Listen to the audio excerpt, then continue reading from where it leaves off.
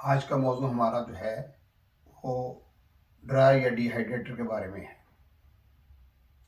जैसे मैंने आपको रेफ्रिजरेशन साइकिल के बारे में बताया कि बुनियादी रेफ्रिजरेशन साइकिल में 4 चीज़ें शामिल हैं: कंप्रेसर, कंडेंसर, रेफ्रिजरेंट और एवापोरेटर। इसके अलावा 5 और हिस्से भी हैं। अगर उनको शामिल किया जाए तो कंप्लीट रेफ्रिजरेशन साइकिल बन जाता है। अब उसमें ऐसा है कि कंप्लीट रेफ्रिजरेशन साइकिल में कुछ चीज़ें ऐसी हैं कि किसी प्लांट में इस्तेमाल की जाती हैं, किसी प्लांट में नहीं इस्तेमाल की जाती। किसी जगह इस्तेमाल हो रही हैं, किसी जगह इस्तेमाल नहीं हो रही। बुनियादी रेफ्रिजरेशन साइकिल में 4 चीज़ें तो लाजमी इस्तेमाल होंगी: कंप्रेसर, कंडेंसर, रेफ्रिजरेंट और एवापोरेटर। इसमें डिस्चार्ज लाइन पर मैंने आपको बताया था कि एक ऑयल स्प्रेटर इस्तेमाल होता है, ठीक है। उसका काम सिर्फ ये है कि ऑयल को सर्किट में ना जाने दे, तो ये उसका फ़ायदा हो जाएगा। उसके बाद कंडेंसर आ जाता है। कंडेंसर के बाद जो है वो लिक्विड रिसीवर आता है। लिक्विड रिसीवर के बारे में आपको बता चुका हूँ कि अगर प्लांट में खराबी हो जाए, we shall pump down all the refrigerant in the liquid receiver. तो उसमें इकट्ठी कर लेंगे सारी गैस। आफ्टर रिपेयर करने के बाद उसी गैस को दोबारा हम इस्तेमाल कर लेते हैं। उसके बाद ड्रायर जो है, इसका भी बहुत फ़ायदा है सर्किट के अंदर। अब इसका इस्तेमाल जो है, अब ये बर्फ़ खाने में ड्रायर इस्तेमाल नहीं होता। तमाम दुनिया की जितनी रेफ्रिजरेटर्स हैं, फ्रिजें हैं, उनके अंदर ड्रायर का इस्तेमाल होगा। डीप फ्रीज़र के अंदर इस्तेमाल होगा। इलेक्ट्रिक वाटर कूलर के अंदर इस्तेमाल होगा। आइसक्रीम प्लांट के अंदर इस्तेमाल होगा। कैंडी प्लांट के अंदर इस्तेमाल होगा।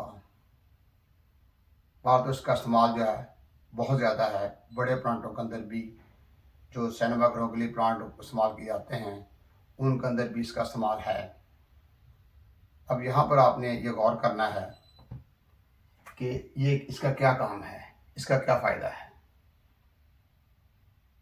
तो अब यहाँ पर एक तो मैं आपके पास वो मैंने बनाया है, 3 तरह के ड्रायर मैंने बनाए हैं। 3 तरह के इश्काल आपके सामने हैं। पहली शक्ल जो है उसमें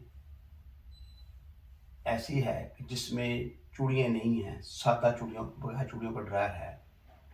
इसका ये इन है, ये आउट है। इन का साइज़ बड़ा होगा, आउट का साइज़ छोटा होगा। इसका इस्तेमाल रेफ्रिजरेटर के अंदर जो है आम है, डीप फ्रीजर में है। जहाँ कंडेंसर ख़त्म होगा उसके साथ इसको जोड़ लेते हैं। अगर कंडेंसर कॉपर का है, तांबे का है, तो ड्रायर तो होता ही तांबे का है, उसके साथ सामने रखकर उसको सोल्डरिंग कर ली जाएगी, जोड़ लगा लिया जाएगा। अगर कंडेंसर लोहे का है तो उसके साथ भी जोड़ लग सकता है, लेकिन मेरा एक अपना तरीकाकार ये है, क्योंकि इसके जो साइज़ है वो 2 सूत का साइज़ होता है, 1/4 इंच। अब हमारी सारी बातें जो है ना आइंदा तकरीबन प्रैक्टिकल की ही होंगी। तो उसमें मैं क्या करता था कि कंडेंसर आम तौर पर 1.5 सूत का होता है, 1.5 सूत का, यानी 3/8 इंच। इसकी डिटेल में मैं आपको अलग बता दूंगा। 1/8 कैसे बनता है, 5/8 कैसे बनता है, 5/16 कैसे बनता है, इसको भी समझा दिया जाएगा। अब यहाँ पर आपने ये देखना है कि मैं क्या करता, 4 इंच का 2 सूत का ना रेफ्रिज साइकिल जो है उसमें कंप्रेसर, फिर ऑयल सेपरेटर, फिर कंडेंसर, फिर लिक्विड रिसीवर, उसके बाद ड्रायर। अगर एक रेफ्रिजरेटर की बात करते हैं या डिफ्यूज़र की बात करते हैं तो कंप्रेसर, फिर कंडेंसर, ऑयल सेपरेटर नहीं है, लिक्विड रिसीवर नहीं है, कंप्रेसर, कंडेंसर, उसके बाद ड्रायर है। डीप फ्रीज़र में भी ऐसा ही है, फ्रिज में भी ऐसा ही है। तो इनका तरीकाकार ये है। अब मैं ये पहले समझा रहा था कि मेरा तरीकाकार ये है कि मैं कंडेंसर के आखिरी हिस्से जो है, आखिरी हिस्सा जो है, जहाँ पाइप आखिरी हिस्से पे पहुँचेगा, ये फ़र्ज़ करें ये पाइप है, ठीक है ना, जो कंडेंसर का आखिरी हिस्सा है, वहाँ पर मैं क्या करूँगा कि एक टुकड़ा लूँगा 3, साढ़े 3 या 4 इंच का लंबाई और 2 सूत यानी 1/4 इंच का कॉपर पाइप लूँगा, जिसकी मैंने ब्रेजिंग कर लेनी है। किसके साथ? लोहे के साथ। जो कंडेंसर का आखिरी हिस्सा है, अगर कंडेंसर लोहे का है, उसके साथ मैंने उसको ब्रेजिंग कर लेनी है, बहुत अच्छे तरीके से ब्रेजिंग कर लेनी है। तो उसके बाद वो टुकड़ा हमारा 4 सूत, 2 सूत वाला टुकड़ा जो है, जो 3-4 इंच लंबा है, उसके साथ ड्रायर को हमने जोड़ लेना है और वहाँ पर हमने सोल्डरिंग करनी है। सोल्डरिंग और ब्रेजिंग में ये फ़र्क है, अगर कॉपर को कॉपर के साथ जोड़ेंगे और कॉपर रॉड इस्तेमाल करेंगे या सिल्वर सोल्डर इस्तेमाल करेंगे, उससे हम सोल्डरिंग कहेंगे। ये वेल्डिंग की किस्म है। और ब्रेजिंग भी वेल्डिंग की किस्म है। जब हमने लोहे को कॉपर के साथ जोड़ना है तो वहाँ पर हमने ब्रास रॉड, पीतल का रॉड इस्तेमाल करना है, वो ब्रेजिंग कर लेनी है। तो ब्रेजिंग अच्छी तरीके से कर लेनी ताकि लीकेज का कोई ख़तरा ना हो। क्योंकि रेफ्रिजरेशन कंट्रोल जो है, तमाम रेफ्रिजरेटर्स के अंदर, तमाम डीप फ्रीजर के अंदर पूरी दुनिया में वो कैपिलरी ट्यूब होती है आगे। इलेक्ट्रिक वाटर कूलर उनमें भी ऐसा ही है। तो ये ड्रायर मैंने आपके सामने बनाया है, एक तरफ मुंह बड़ा है और एक तरफ बहुत बारीक है। इधर जो है हमने सोल्डरिंग कर लेनी है कंडेंसर के साथ। कंडेंसर का जो आउटलेट है, इसका इनलेट होगा, इधर जोड़ा जाएगा। यहाँ से फिर ये जो बारीक सुराख है, इसमें कैपिलरी ट्यूब डाला जाएगा। एक बात याद रखिएगा कि कैपिलरी ट्यूब को डायरेक्ट सीधा नहीं डालना, उसको तकरीबन 1 इंच 7 सूत टेढ़ा करके फिर में डालना है, क्योंकि सामने की तरफ जाली या स्टेनर है, कैपिलरी ट्यूब के स्टेनर को डैमेज ना कर दे। इस तरीके से कैपिलरी ट्यूब अंदर रखने के बाद यहाँ पे भी सोल्डरिंग हो जाएगी। कोई भी फ्रिज का सर्किट है, उसको पहले बगैर ड्रायर के इस हिस्से को, कंडेंसर के आखिरी हिस्से को, कैपिलरी ट्यूब को आपस में जोड़ के पहले प्रेशर देकर तमाम लीकेज चेक कर लेनी है कंप्लीट। जब आपको 100% यकीन हो जाए कि किसी किस्म की कोई लीकेज नहीं है, तो फिर ड्रायर लगाना है। तो फिर ये टुकड़ा जो है, जो आखिर में जिसका कैपिलरी ट्यूब जोड़ी हुई थी, तो कैपिलरी ट्यूब को रेगमार से साफ करके कैपिलरी ट्यूब को छुरी के जरिए कट लगा के काट लेना है, जो प्रेशर कैपिलरी ट्यूब के जरिए बाहर निकले, ताकि आपको कैपिलरी ट्यूब का भी यकीन हो जाए कि कैपिलरी ट्यूब बिल्कुल क्लियर है, वहाँ से सारा प्रेशर रिलीज करना है। फिर जो दूसरी साइड है उसको काट लेना है। फिर ड्रायर लगा के इस एहतियात के साथ कि आपने दोनों अतराफ से अच्छी तरह सोल्डरिंग करके बहुत एहतियात के साथ, यहाँ हीट ज़्यादा रखनी है, यहाँ ज़रा हीट कम रखनी है कि कैपिलरी ट्यूब टूट ना जाए, ज़्यादा हीट से टूट सकती है। तो जो एक्सपर्ट आदमी, उनसे ऐसा गलती नहीं होती। तो इस तरीके से इधर से भी सोल्डरिंग हो जाएगी, इधर सोल्डरिंग हो, जैसे सोल्डरिंग हो जाएगी वैक्यूम कर गैस चार्ज कर देते हैं। अब हम ड्रायर के मतलब बात करते हैं कि dryer what is it's self.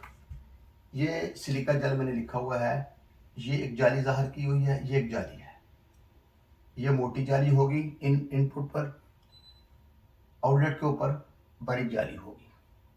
इधर इतनी स्पेस खाली होती है इसके अंदर।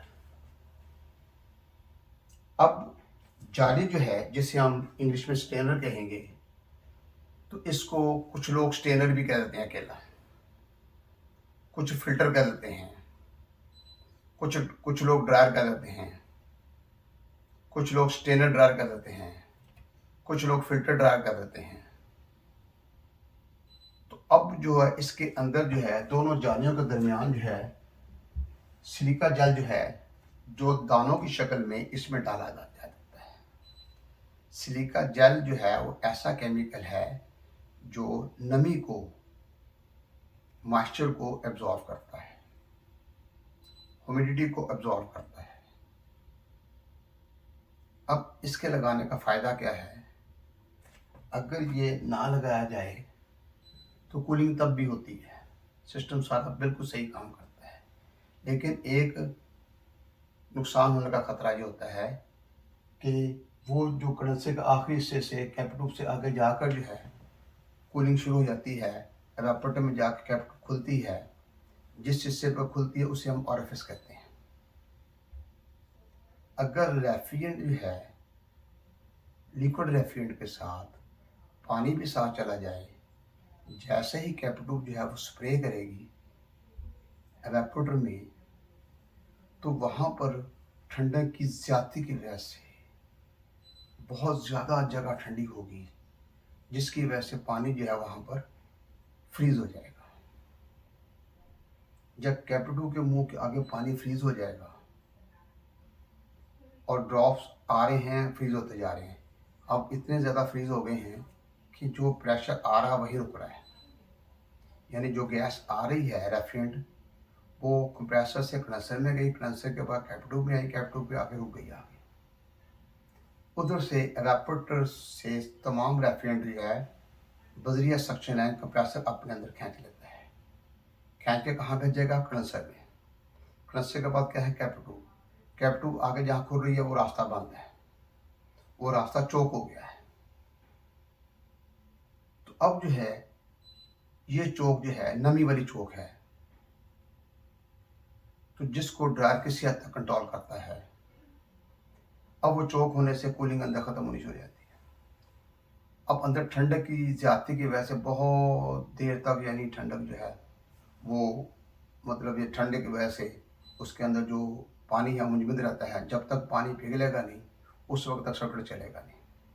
अब कंप्रेसर चलता रहता है, कंप्रेसर अंदर से खाली हो गया, वैक्यूम हो गया, उससे क्या है कि कंप्रेसर कुछ तेल उठाकर आगे कंडेंसर में भेज सकता है, ये थोड़ा अगला नुकसान हो सकता है।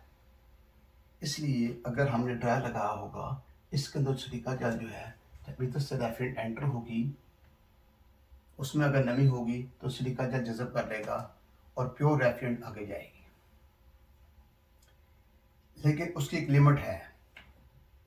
अब इसके ऐसा है कि 15 ग्राम सिलिका जेल इसके अंदर मौजूद है। अब फ़र्ज़ करें 15 ग्राम सिलिका जेल में 10 कतरे पानी जज़ब करने की सलाहियत है, तो सिस्टम के अंदर जो है वो 50-60 कतरे हैं, इतने ड्रॉप्स हैं। 10 तो इसने एब्जॉर्ब कर लिए, बाकी आगे जाके फिर सर्किट चौक हो सकता है। इसलिए अगर आम रूटीन के अंदर किसी फ्रिज में गैस चार्ज कर रहे हैं, अगर उसमें गैस मुकम्मल तौर पर लीक हो चुकी है, 100% लीक हो चुकी है, तो ज़ाहिर बात है कि गैस के निकलने के बाद जो अंदर जितनी भी सर्किट है उसके अंदर हवा चली जाएगी। हवा में नमी लाजमी होती है। फ़र्क सिर्फ ये है कि इलाके पर डिपेंड करता है कि आप किस इलाके में काम कर रहे हैं। सपोज आप मिडिल ईस्ट में काम कर रहे हैं, आप बहरीन में हैं, बहरीन में समुंदर के पास है। आप दुबई में काम कर रहे हैं, दुबई भी समुंदर के पास है। सऊदी में दमाम या जद्दे में काम कर, वो समुंदर के पास है। तो शदीद गर्मी के अंदर नमी की ज़्यादती हो जाती है, वहाँ पर बहुत एहतियात करनी पड़ेगी। अगर आप रियाद शहर के अंदर काम कर रहे हैं, वो ड्राई एरिया है, मक्का मदीना में काम कर रहे हैं, वो ड्राई एरिया है, तो वहाँ पर जो है नमी ज़्यादा नहीं होगी हवा के अंदर, इसलिए वहाँ पर ज़्यादा प्रॉब्लम नहीं होगी। तो इस बात को मद्देनज़र रखिएगा कि आप किस इलाके में काम कर रहे हैं। अगर ऐसे इलाके जो जहाँ पर नमी ज़्यादा है, तो आप फौरी तौर पर कंडेंसर और एवापोरेटर और ये पाइप खुले ना हों, कंप्रेसर खुला ना पड़ा हो, उसकी ट्यूबें खुली ना पड़ी हों, ताकि नमी अंदर ना चली जाए। एक तो ये एहतियात करनी है। दूसरे नंबर पर जब हम इसको लगाएंगे तो इसका फ़ायदा ये है कि इसने नमी को जज़ब करना है और वो बीमारी जो चौक वाली है वो नहीं होगी। अगर नमी की मकदार ज़्यादा नहीं है। उसके अलावा इन और आउट के ऊपर जालियाँ लगी हुई हैं। ये मोटी जाली है, ये बारीक जाली है। इनपुट पे मोटी जाली है, ज़रा बड़े सुराख है, तो वहाँ से गैस आएगी। गैस के अंदर कोई कचरा वगैरह है, वो सुराख उनको रोकेंगे। फिर सिलिका जेल से गुजरना है, कुछ कचरा सिलिका जेल में रह जाएगा। उसके बाद आगे बारीक जाली है, तो बारीक जाली भी उसको रोकेगी। तो आगे जो है गैस जो जाएगी, उसमें कचरा जो है कार्बन वगैरह वो आगे नहीं जाएगा, और सिलिका जेल जो क्या काम करेगा, नमी को जज़ब करेगा। दो फायदे होंगे। अगर हम इसको नहीं लगाते तो वो जो कार्बन अगर कंडेंसर में आता है, वो कार्बन कैपिटो में चले जाएगा। कैपिटो इतना बारीक सुराख है कि उसके अंदर सुई बहुत मुश्किल जाएगी, सुई भी नहीं जाती। जो फ्रिज में कैपिटो इस्तेमाल करते हैं, एसी की कैपिटो की बात नहीं हो रही। तो वहाँ पर जो है इतने बारीक सुराख, जो उसमें कचरा वगैरह फंस जाए, कार्बन वगैरह आ जाए, तो गैस तो वहीं रुक गई, वो तो कार्बन चौक हो जाएगा। तो कार्बन चौक से बचने के लिए इसमें स्टेनर्स लगाई गई हैं, जालियाँ लगाई गई हैं, और मास्टर चौक को रोकने के लिए इसमें सिलिका जेल है। इस तरीके से जैसे अल्लाह ताला ने इंसान के जिस्म में किडनीज हैं, किडनीज जो एक फ़िल्टर का काम करती हैं, फास्क मादे जो हैं वो यूरिन के ज़रिए पास हो जाते हैं, और जो इंसान की सेहत के लिए हैं वो जिस्म में अंदर आ जाते हैं। इसी तरीके से ये जो ड्रायर है ये काम करता है। तो यहाँ से रैपिड जो है वो आकर आगे जाने चले जाएगी। तो दो बीमारियाँ जो हैं, चौक की, नमी वाली चौक और कार्बन चौक, दोनों से बचने के लिए ड्रायर जो है वो लगाया जाता है। तो ये ड्रायर जो बगैर चूड़ी वाला जो है, इसको सोल्डर करना पड़ता है, इसकी सोल्डरिंग की जाती है। अगर हम इसके साथ भी आगे पाइप लगा के, फिले लगा के वो भी काम किया जा सकता है, लेकिन रूटीन में हम करते नहीं हैं। तो ये जो है ड्रायर, इसमें भी साइज़ हैं। एक बहुत छोटा ड्रायर जिसमें 10 ग्राम सिर्फ सिलिका जेल होता है, वो रेफ्रिजरेटर जो है, जो बेबी रेफ्रिजरेटर्स हैं, रूम रेफ्रिजरेटर्स हैं, जो 1.5 मुका फुट, 2 मुका फुट, 2.5 मुका फुट, 3 मुका फुट, इतनी छोटी रेफ्रिजरेटर्स हैं, उनके अंदर छोटा ड्रायर लगा लेते हैं। वजह क्या है? सर्किट छोटा है, नमी ज़्यादा नहीं होगी, इसलिए वो छोटा ड्रायर वहाँ काम कर जाता है। अब जो आम रेफ्रिजरेटर्स हैं उसमें 15 ग्राम जो है, जो सिलिका जेल है, वो वाला आम इस्तेमाल होता है। अब वो इटली वाला को भी आता है,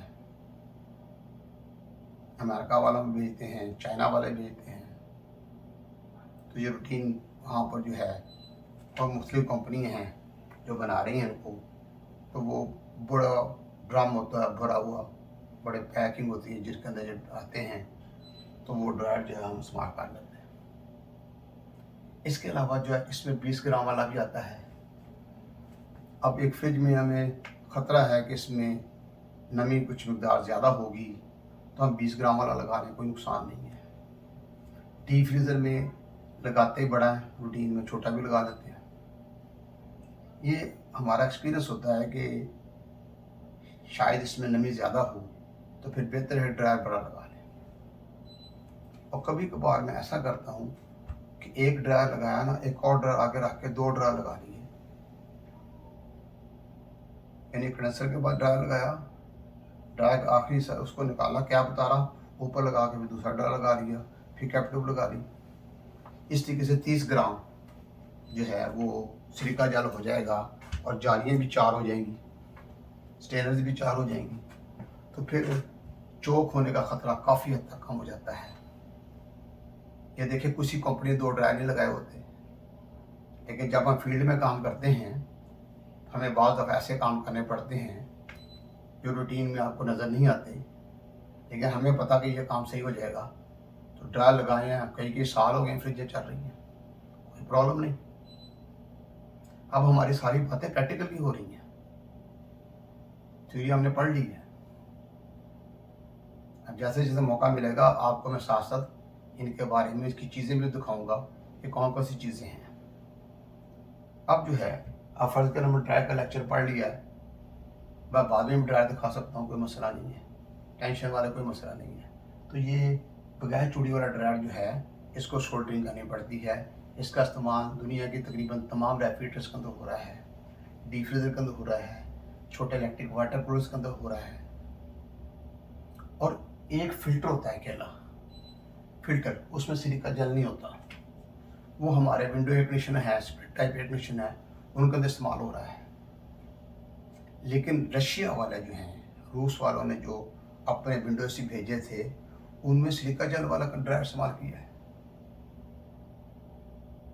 तो हम उसकी मुखालफत नहीं करते, जो चीज़ सही है सही है। रशिया अपनी जगह सही है, अमेरिका अपनी जगह सही है, उनका अपना अपना जहन है। क्योंकि वो कहते हैं भाई यहाँ पर तो जो के इम्कानात नहीं है, कैपिटल बड़ी है और वहाँ पर कौन सी फ्रीजिंग होनी है, एवापोरेटर जो है नॉन यानी वो फ्रॉस्टिंग कॉयल हैं, तो वहाँ पर तो ज़रूरत ही नहीं है, ठीक है ना। लेकिन उन्होंने रशिया वाले सोचा कि जो है बेहतर है, नुकसान तो नहीं है, सिलिका जेल होगा, नमी नहीं होगी, तो यह ख़तरा भी ख़त्म हो जाएगा। इस लिहाज से एक कंडीशनर्स के अंदर जो है ज़्यादातर फ़िल्टर इस्तेमाल किए गए हैं, सिर्फ फ़िल्टर इस्तेमाल किए गए हैं, उनमें सिलिका जेल नहीं है। तो उसमें सिर्फ स्टेनर्स लगी हुई हैं। अगर उसमें सिलिका जेल भी डाला जाएगा तो कोई ख़राबी वाली बात नहीं है, मैं उसकी मुखालफत नहीं करता, तो दोनों तरीके से सही है। अब जो है ये एक चूड़ी वाला ड्रायर है। चूड़ी वाला ड्रायर भी रेफ्रिजरेटर्स में इस्तेमाल किया जा सकता है, डीप फ्रीजर में इस्तेमाल किया जा सकता है। लिडलेस जो है बगैर ढकने के जो डीप फ्रीजर बड़े हैं उनके अंदर भी इस्तेमाल हो सकता है। इसके अलावा जो रेफ्रिजरेटर्स हैं, बड़ी डिस्प्ले कैबिनेट्स जो हैं, डिस्प्ले कैबिनेट्स बड़ी बड़ी हैं शीशों वाली, उनके अंदर भी इसका इस्तेमाल किया जा सकता है, हो रहा है। इसके अलावा जितने भी वॉक इन रेफ्रिजरेटर्स हैं, रीचन रेफ्रिजरेटर्स हैं, उनके अंदर इस्तेमाल चूड़ियों वाले ड्रायर का इस्तेमाल हो रहा है। बड़े बड़े इलेक्ट्रिक वाटर उनके अंदर चूड़ियों का इस्तेमाल हो रहा है, चूड़ी वाले ड्रायर का इस्तेमाल हो रहा है। बड़े पैकेट टाइप उनके अंदर इसका इस्तेमाल हो रहा है। तो ड्रायर का इस्तेमाल जो है वो कर लेना बेहतर है, इसका फ़ायदा ही है, नुकसान कोई नहीं है। अब चूड़ी वाला ड्रायर अगर हमने इस्तेमाल करना है तो हमें फ्लेयर नट जो है उसका इस्तेमाल करना पड़ेगा। ये देखें, ये फ्लेयर नट है, ये देखें ये फ्लेयर किया हुआ है, यानी पाइप के मुंह को 45 डिग्री के ना बाहर की तरफ हम बना लेते हैं, इससे हम कहेंगे फ्लेयर। और ये फ्लेयर नट है, फ्लेयर नट के अंदर चूड़ी होती हैं, इसके अंदर सीट बनी होती है, वो भी 45 डिग्री की होती है। ये आपको दिखा रहा हूँ मैं। अब हमने क्या करना है, चूड़ी वाला जो ड्रायर है, फर्ज करें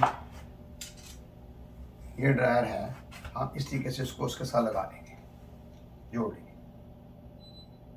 ये ऐसे चूड़ी बनी होगी, वो जो चूड़ी बनी होगी वो भी 45 डिग्री की होगी, उसके आगे सीट 45 डिग्री होगी, मोटी चूड़ी होगी।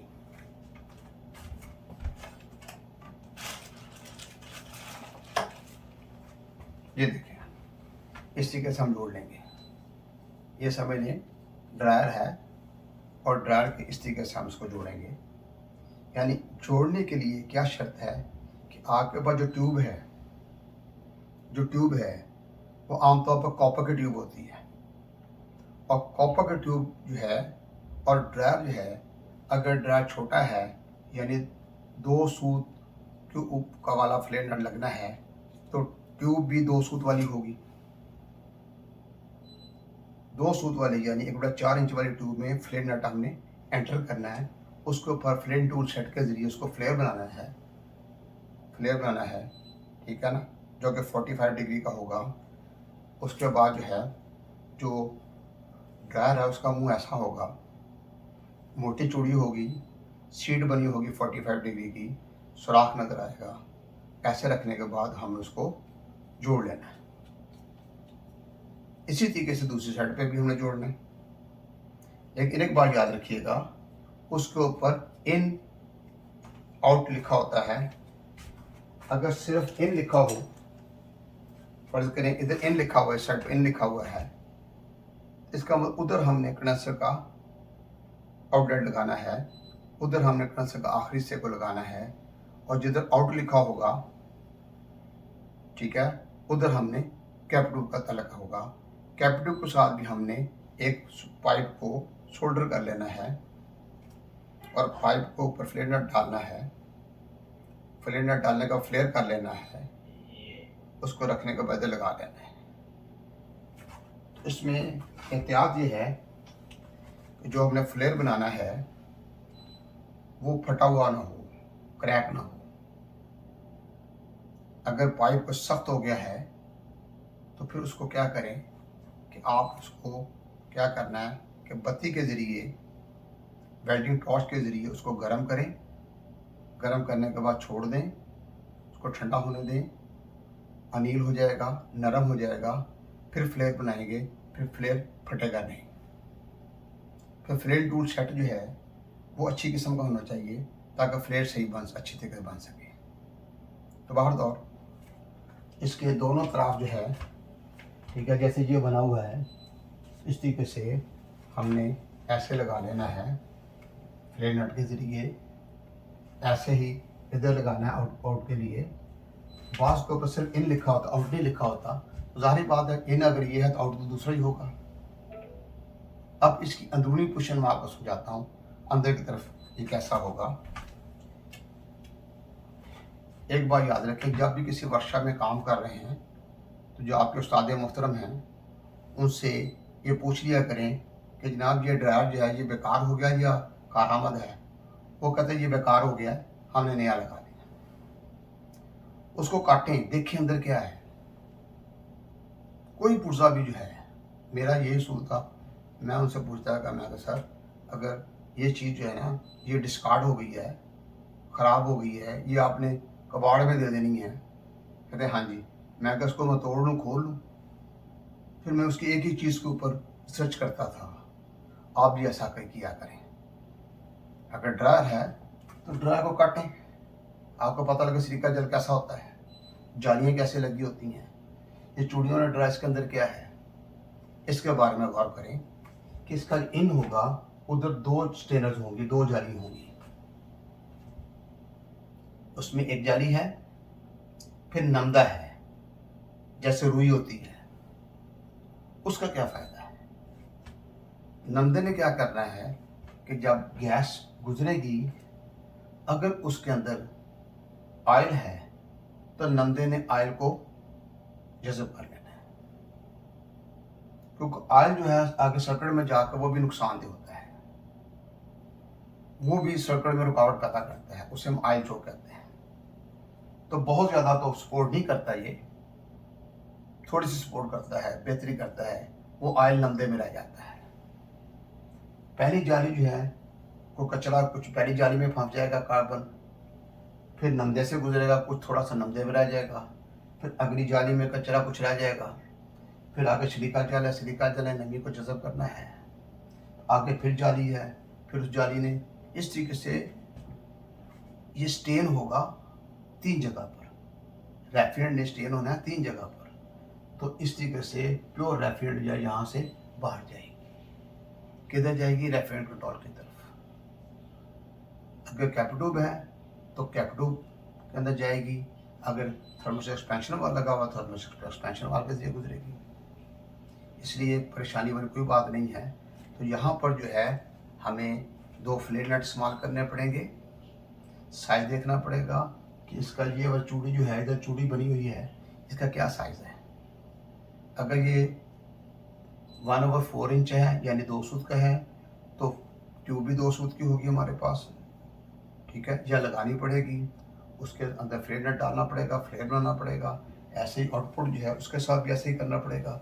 अगर ये 5/16 यानी 2.5 सूत है, 5/16 तो 2.5 सूत है, तो फिर हमें ट्यूब भी 2.5 सूत वाली होनी चाहिए, फ्लेयर नट भी 2.5 सूत वाला होना चाहिए, दोनों तरफ ऐसे ही करना पड़ेगा। अगर जो उससे बड़ा है, ये 3 सूत का है, 3 सूत जो है 3/8, 3/8 इंच। तो उसके लिए ट्यूब जो है वो भी 3/8 की होगी, अगली ट्यूब भी 3/8 की होगी, फिलेंडर भी 3/8 की होगी। तो इसके ऑटोमेटिकली आपको पता लग जाएगा कि ये जो है ये किस साइज़ का। अगर बड़े साइज़ का है तो ज़ाहिर बात है ट्यूबें भी बड़ी होंगी, फिलेंडर भी बड़े होंगे, उसके मुताबिक उसको लगाना पड़ेगा। और ड्रायर भी बड़ा होगा। ये छोटे भी हैं, बड़े भी हैं और बड़े भी हैं चूड़ियों वाले। ये डिपेंड करता है कि कितना बड़ा सर्किट है, उसके मुताबिक फिर ये कर लिया जाता है। उसके बाद आ जाए रिफिलेबल ड्रायर, दोबारा भरा जा सकने वाला। दोबारा कौन सी चीज़ भरनी है? सिलिका जेल भरना है। अब इसका इस्तेमाल किसी रेफ्रिजरेटर्स में नहीं होता, दुनिया की किसी फ्रिज में नहीं होता, किसी डीप फ्रीजर में नहीं होता, छोटे इलेक्ट्रिक वाटर कूलर में नहीं होता। इसका इस्तेमाल जो है वो कैंडी प्लांट जो है, कुल्फियों वाला प्लांट जो वहाँ पर इस्तेमाल होता है। आइसक्रीम का प्लांट बनती है जहाँ पर, उसके प्लांट में इस्तेमाल होता है। अब क्या किया जाता है कि ये सिस्टम चल रहा है, अब सिस्टम में गैस लीक हो गई कहीं, उसको रिपेयर किया, वेल्डिंग किया, या कहीं फ्लेयर नट लगे हुए, फ्लेयर नट गया वहाँ से लीक हो गया, दोबारा फ्लेयर बना कर लगाया। जब हमने दोबारा गैस चार्ज करनी है, ठीक है ना, या गैस जो है ना हमने लिक्विड सिर्फ इकट्ठी कर ली है, दोबारा उसको चलाना है, ठीक है, टाइम भी काफ़ी गुजर गया है, तो सिलिका जेल जो है उसने काफ़ी नमी जज़ब कर ली है। तो फिर हम क्या करते हैं कि उसको खोलते हैं। इधर जो है ना ये जो मैं निशान बनाए हुए हैं, ऐसा होता है कि बड़ा होता है, लोहे का बना होता है, आगे से मुंह छोटा होता है इसका, और आउटपुट पे इनपुट जो है उसके साथ एक प्लेट लगी होती है,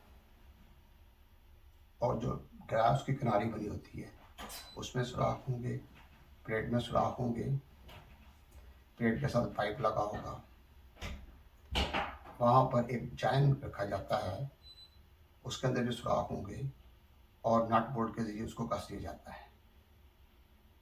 जब हमने सिलिका जेल को बाहर निकालना है तो गैस तो हमने लिक्विड सी उसमें इकट्ठी कर लेनी है ताकि गैस ज़ाया ना हो, रेफ्रिजरेंट ज़ाया ना हो।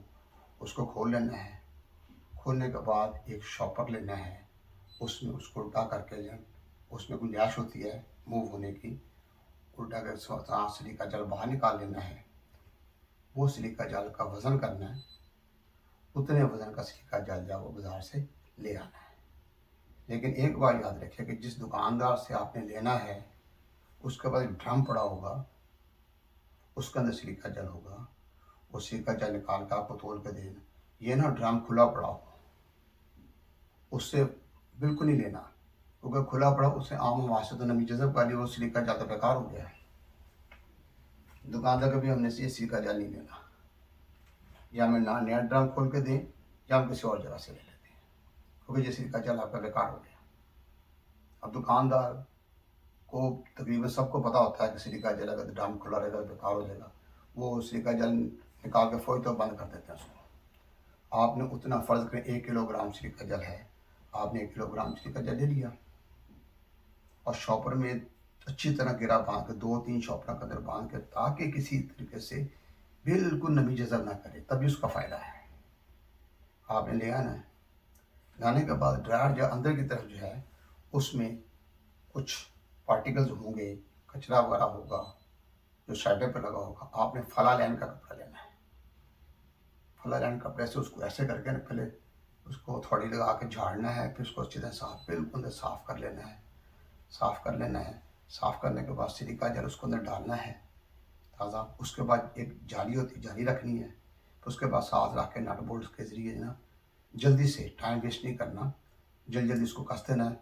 कसने के बाद वैक्यूम करके दोबारा गैस को चार्ज कर देना है। इस तरीके से उस रिफिलेबल ड्रायर जो है उसमें दोबारा हमने सिलिका जेल भर के इस्तेमाल।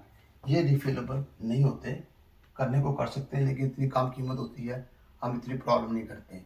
अब इसको यानी सुराख करके इसका सिलिका जेल निकाल के फिर डाल सकते हैं, इतनी तकलीफ़ करने की ज़रूरत नहीं है। तो बेहतर है ये होता है कि जब हम बाज़ार से लेकर आते हैं, इनके मुंह के ऊपर कैप लगे होते हैं, प्लास्टिक कैप होते हैं।